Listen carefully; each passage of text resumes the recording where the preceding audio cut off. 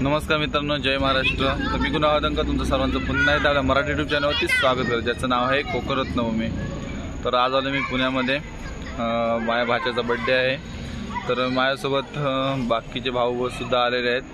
तर नांदेड सिटीमध्ये आत्ता आम्ही आहोत.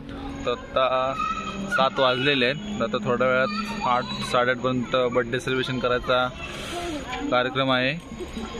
तर आत्ता हा नवीन ब्लॉग आहे तिथेच. आता इथे मी गार्डनमध्ये आहे आता आलेलो. आणि थोड्या वेळात दाखवतो तुम्हाला कशा प्रकारे तयारी झाली आहे ती बड्डे सेलिब्रेशनची. आणि याचा पहिला वाढदिवस आहे. तर त्याच्या पहिल्या वाढदिवसाला खूप खूप शुभेच्छा आमच्या सर्व मामांकडून. तर बड्डे बॉय पण तुम्हाला दाखवतो. आतली तयारी, डेकोरेशन आणि सेलिब्रेशन कशा प्रकारे ते सुद्धा तुम्हाला दाखवलो. आणि सर्व जी मंडळ आहे त्यांनासुद्धा भेटवतो. चला तर जाऊया आता. तर इथे एक गार्डन आहे बाजूला आणि त्याचबरोबर तिथे हॉलसुद्धा आहे जो बड्डे सेलिब्रेशनसाठी घेतलेला आहे. तर पहिल्यांदा तुम्हाला गार्डन दाखवतो. बघा गार्डन कशा प्रकारे आहे ते.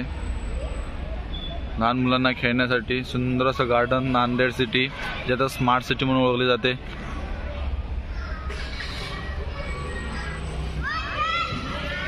निसर्गाच्या सानिध्यात बोलतात ना जसं आपण, तसंच या ठिकाणी आलेलो आहोत.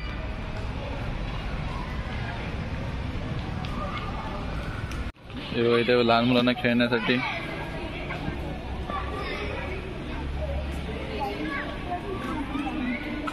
तर हा इथे हॉल आहे.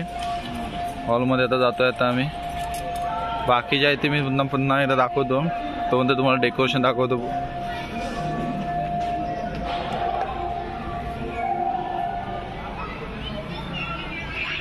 हा एंटर आहे. सध्या तर फोटो सेशन चालू आहे.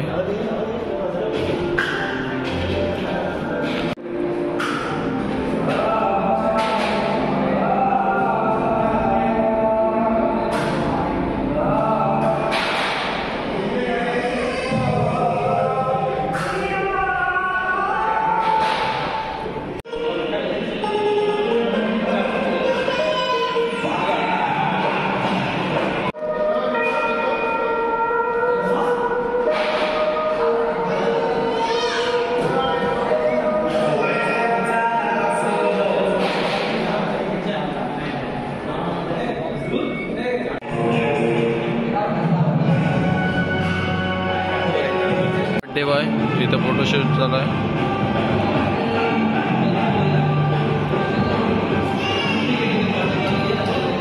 अरे वा, इथे भाऊ आहेत. कोण आहे? दादा, बाळू आणि विपुल.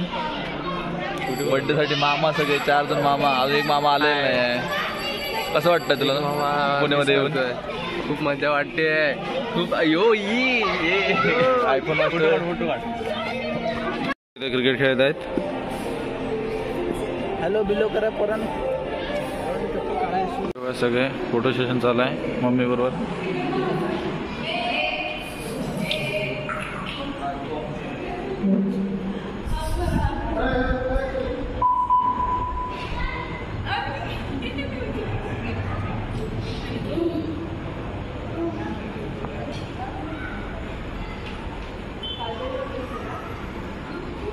बघा मेकअप करायला गेली. आत्ता आल्या. 2 तास झाले मेकअप करायला गेले. आत्ता आले बघा. आणि तो तिकडे रडत रडत कुठे गेला? हा बघा नुसता फोन आल्यापासून फोनवर. ते इथं बड्डेला आलं की ऑफिस काम करायला काही समजत नाही.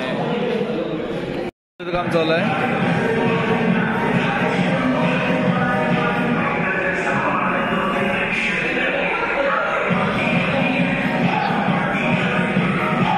दाखव टॅटू दाखव.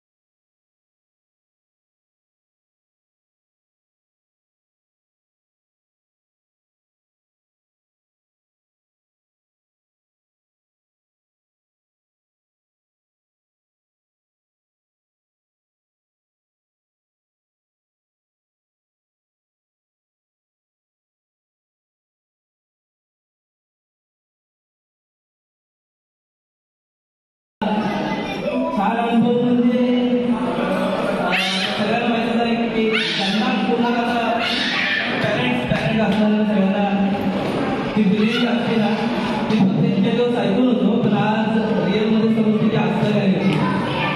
आणि छान वाटतं की ते आपल्याला आतापर्यंत कसं आई बाबांनी आपल्या आई वडिलांनी आपल्या वडिलांनी आपल्याला आतापर्यंत कशा प्रकारे आशीर्वाद दिला किंवा आपल्याला आतापर्यंत कशा प्रकारे सपोर्ट केला ना तसं काही गोष्टी आपल्याला ह्या ज्यावेळेस पेरेंट बनतो आपण त्यावेळेस समजते की आपण कसं वागायला पाहिजे पुढे होतो ते बऱ्याचशा गोष्टी आनंदाचा म्हणजे की तो झाला हा मोठा आनंद आहे.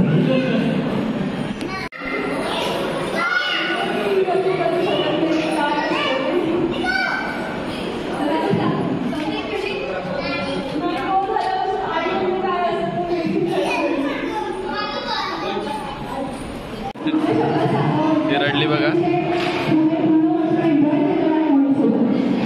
हा इकडे घेता ती रडते इकडे आवाज जाणार नाही तरी पण बोलतोय.